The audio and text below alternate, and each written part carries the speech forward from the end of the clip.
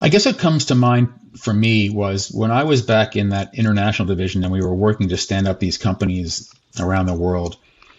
You know, I always came at it through a lens of, I'm here to learn how to create a company like we have in the United States, in Europe or in Asia or in Latin America.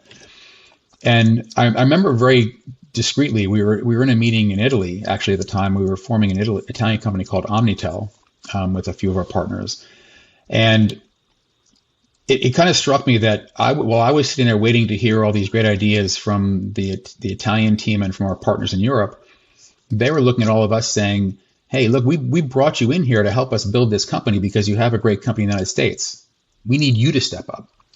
They didn't say the words, but it hit me in that meeting that I can picture the conference room. I mean, I can pick. It was in Milan in a building, and I can picture this meeting, and it kind of struck me that we needed to take more of a leadership role, at least in offering out perspectives and options, and that kind of stuck with me only because, as I said earlier, I think finance people tend to think of themselves as I'm kind of at the tail end of the train, or I'm dealing with the results of what happened. I'm telling you what has happened, so you can think about it and do stuff. And I think in that moment I realized finance and needs to be working their way towards the front of that train and helping people understand, based on what we've done historically, here's what I think we should do going forward to change that trajectory if it's a bad thing, or leverage that trajectory if it's a good thing. And in that meeting, in that moment, it really struck me that, and probably to my ill, I was probably before that point in my career, maybe a little too reactive.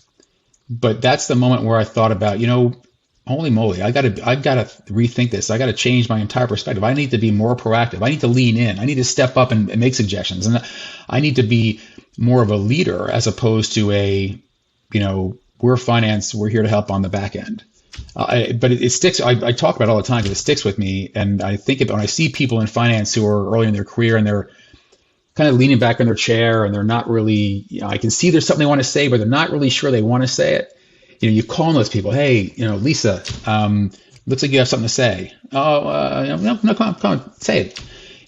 So I think it helps me kind of bring people out, maybe bring more inclusive voices into the audience or into the discussion. But it was a seminal moment for me because I'll never forget it. I can still picture the meeting room, the people who were there, what we were doing. It's burned into my brain.